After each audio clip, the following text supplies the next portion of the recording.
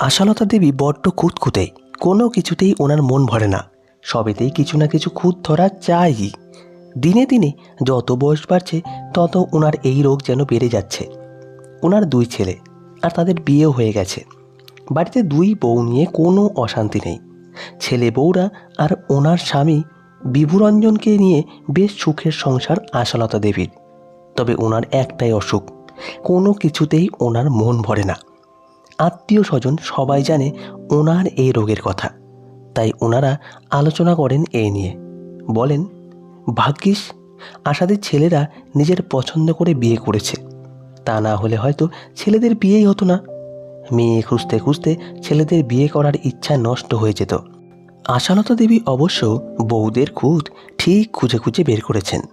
বড় বউ রঞ্জিনীর নাকি নাকটা বেশ বড্ড লম্বা, মুখের সাথে নাকটা বড্ড বেমানান। ওনার আবার কোনো কথা রেখে ঢেকে বলার স্বভাব নয়। যখন যেটা মনে আসে বা দেখেন শোনেন, তার গুণাগুণ সাথে সাথেই বিচার করে বসেন। কারোর পেছনে কথা বলা ওনার আবার ধাতে নেই। এই গুণের জন্যই অনেকেই ওনাকে খুব একটা ভালো চোখে দেখেন না, অনেকেই আবার ওনাকে এড়িয়ে চলেন। উনি অবশ্য কারোর ভালোটা খুব কমই দেখেন। সবার খুঁত ধরা বা খুঁত খুঁজে দেখাই ওনার মহান কাজ। তা সেই রোগ দিনে দিনে বৃদ্ধিই পাচ্ছে। ওনার বড় বউ রঞ্জিনীকে সেদিন উনি প্রথম দেখতে যান, সেদিন উনি সবার সামনে নাম ধরে জিজ্ঞেস করার আগেই বলে বসেন, আমার বড়বাবুর নজর বেশ ভালো বলেই জানতাম, তাই ভাবলাম দেখতে শুনতে বেশ ভালো মেয়ে, বাঁচবে। তা বেঁচেছে ভালো, তবে খুব ভালো তা নয়। কিন্তু এই মেয়ের নাকটা দেখছি বড্ড লম্বা, আর ঠিক টিয়া পাখির মতন বেঁকানো, মুখের সাথে বড্ড বেমানান। ওনার কথা শুনে রঞ্জিনী থেকে ওর বাড়ির লোকেরা বেশি অবাক হয়ে যায়। ভাবতেই পারে না এমন কথা কেউ সরাসরি বলতে পারে। আশালতা দেবীর সাথে ওনার স্বামী আর বড় ছেলে অন্বেষণ গিয়েছিল। তারাও খুব অপ্রস্তুতে পড়ে যায়। কিভাবে এই কথাটা চাপা দেবে বুঝতে না পেরে বিভুরঞ্জন বলেন, নাক যেমনই হোক না কেন, মুখটা খুব মিষ্টি আর ঠিক লক্ষ্মী ঠাকুরের মতো সুন্দর দেখতে। ভাগ্যিস এই কথাটা বলেছেন বিভুরঞ্জন, তাই সব আবার স্বাভাবিক হলো। তা না হলে পরিবেশটা বেশ গুমট হয়ে গিয়েছিল। এমনই হলেন আশালতা দেবী। এই নিয়ে ছেলেরা বা ওনার স্বামী খুব বকাবকি করেন, কিন্তু স্বভাব উনি বদলাতে পারেন না। ছোট ছেলে বিশ্লেষণের পছন্দ করা মেয়ে রিমলিকে যখন দেখতে যাওয়া হবে বলে ঠিক হয়, তখন বাড়ি থেকে পই পই করে ওনাকে শিখিয়ে পড়িয়ে নিয়ে যাওয়া হয়। বলা হয় রিমলিকে দেখে যেন বেফাস কিছু বলে না বসেন। যথাসময়ে রিমলিদের বাড়িতে আশালতা দেবী আর ওনার স্বামী বিভুরঞ্জন এবং ছোট ছেলে বিশ্লেষণ আর রঞ্জিনী যায় রিমলিকে দেখতে। রিমলিদের বাড়ি থেকে ওদের আপ্যায়ন করার জন্য রিমলির ছোট কাকা সদর দরজায় দাঁড়িয়ে থাকেন। উনি ওনাদের কাছে ওনার পরিচয় দিয়ে ভেতরে নিয়ে যেতে উদ্যত হন। আর তখনই আশালতা দেবী ওনাকে দেখে বলে বসেন, সর্বনাশ করেছে, আপনার যদি এমন চেহারা হয় তাহলে আপনার ভাইজির কেমন হবে। উনি হয়তো কথাটা ঠিক মতন শুনতে পাননি, অথবা লজ্জায় কথাটা কানে তোলেননি। চুপ করে ওনাদের বাড়ির ভেতরে নিয়ে যান। আসলে রিমলির কাকা খুব মোটা আর গোলগাল ধরনের, আর গায়ের রঙটাও বেশ ময়লা। তাই ওনাকে দেখে আশালতা দেবী এই কথা বলে বসেন। তবে ওখানেই উনি ক্ষান্ত হননি।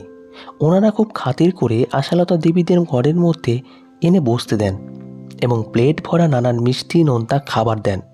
রসগোল্লা সাইজটা একটু ছোট ছিল, সেটা দেখেই বলে বসেন, এখানে এমন ছোট রসগোল্লা পাওয়া যায়? আমাদের ওখানে এর ডবল সাইজ থেকে রসগোল্লা পাওয়া যায়। রিমলির বাবা আর জেঠিমা ওখানে ছিলেন, ওনারা থতমত খেয়ে যান। রিমলির বাবা হাত কচলাতে কচলাতে বলেন, আসলে আজ না বড় সাইজের রসগোল্লা পাওয়া যায়নি, তাই। বিভুরঞ্জন আর বিশ্লেষণ কটমট করে আশালতার দিকে তাকান। এরপর চায়ের ট্রে হাতে রিমলি ঘরের মধ্যে ঢোকে। রিমলিকেও এই প্রথম দেখেন আশালতা দেবী। ওকে দেখেই বলে বসেন, আমার এমন সুন্দর লম্বা ফর্সা ছেলের পাশে গায়ের রং চাপা মেয়েকে মানাবে? কিরে ছোটবাবু, তুই কেমন মেয়ে পছন্দ করলি? বিশ্লেষণ বলে, মা চুপ করো। ওর কথা শেষ হতে না হতেই রিমলি চায়ের ট্রেটা টেবিলের উপর টকাস করে রেখে আশালতার দিকে তাকিয়ে বিশ্লেষণকে উদ্দেশ্য করে বলে, তোমার মায়ের যে মাথা খারাপ আগে বলনি তো? এমন পাগল বাড়িতে আমি কি করে থাকবো? অনেক কষ্টে সেদিন দুজনকে সামলানো হয় এবং বিয়ের দিনক্ষণ ঠিক হয়।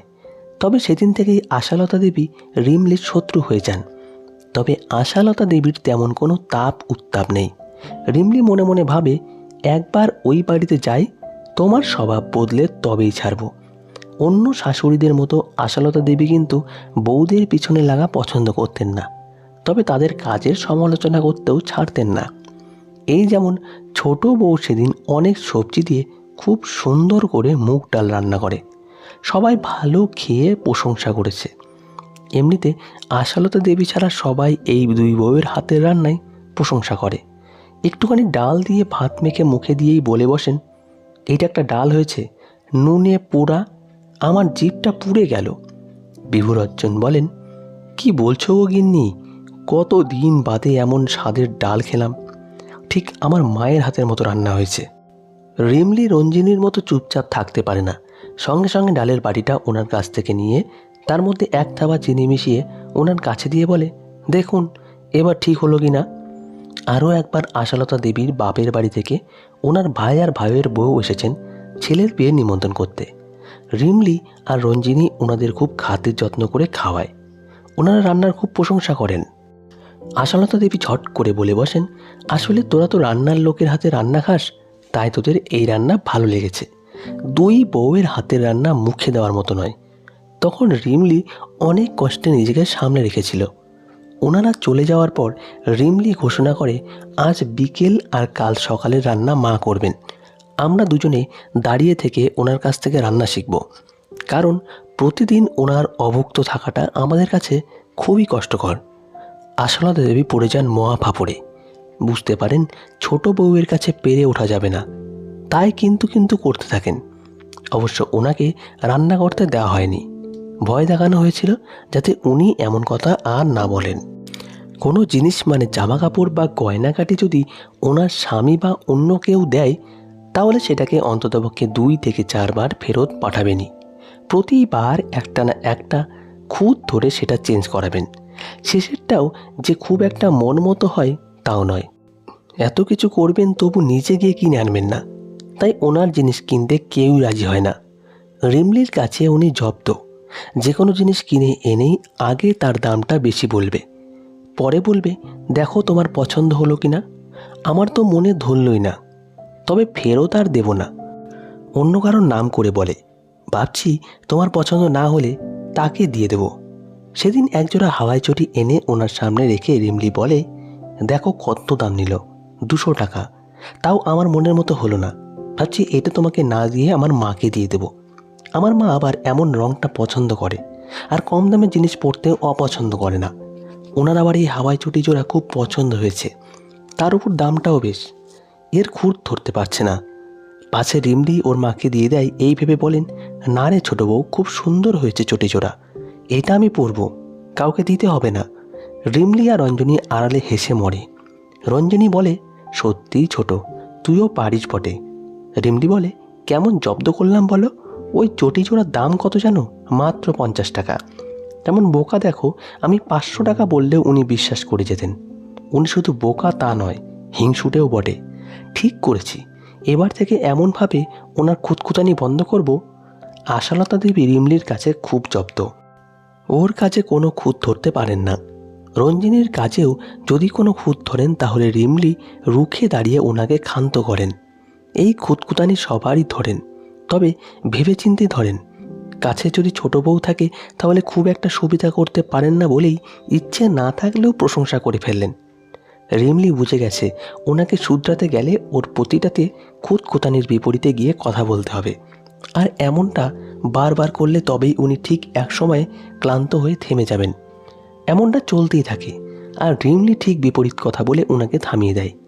যদি সত্যি সত্যি খুঁত থাকে তবুও বিপরীত কথা বলতে হয় রিমলিকে। খুব খারাপ লাগে, তবুও বলতে হয়।